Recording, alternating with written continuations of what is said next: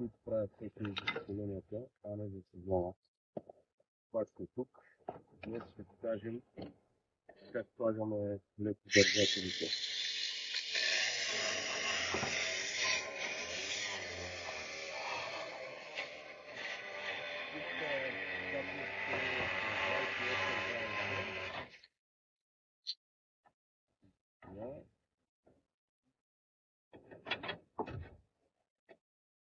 И сме изчислили, че ползваме летва 3/4, като сме изчислили, че долният летодържателя на стойката за летвата трябва да е на 1 см над тази керемида, над върха на керемида.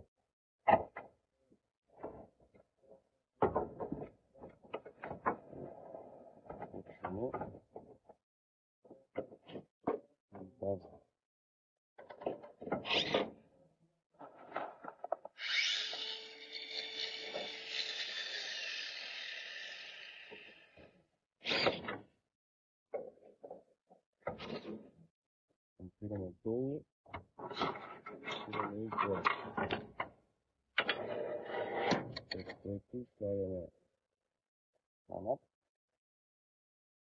и монтираме останалите през 50 см.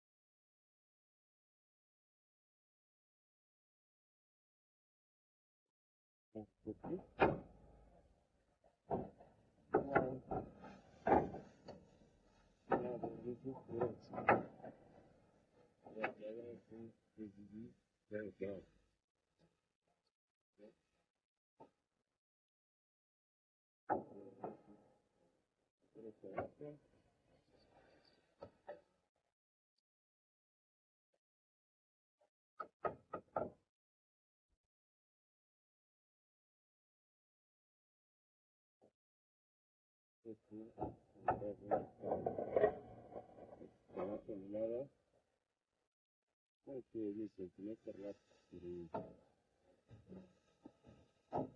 Този покрив и този монтаж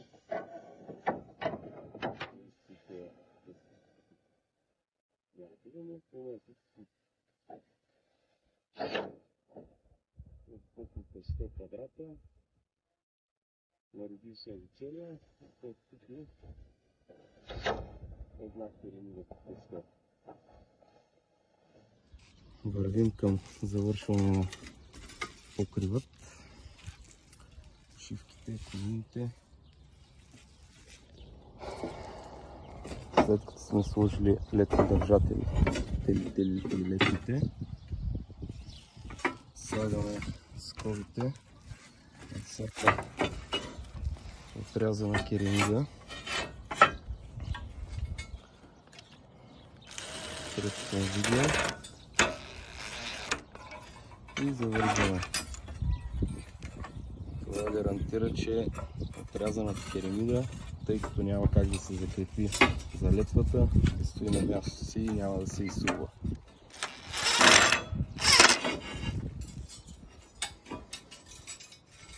Тук ще имаме четворник, рядкост, но ще снимаме и него, как сме го направили. Доста комини имаме, 3 комина. Тук имаме интересно приливане покрива с керемидите към лаборитарен покрив с много минимален наклон. Ето тук ъгъла сме използвали Корафлекс, за да направим преливането.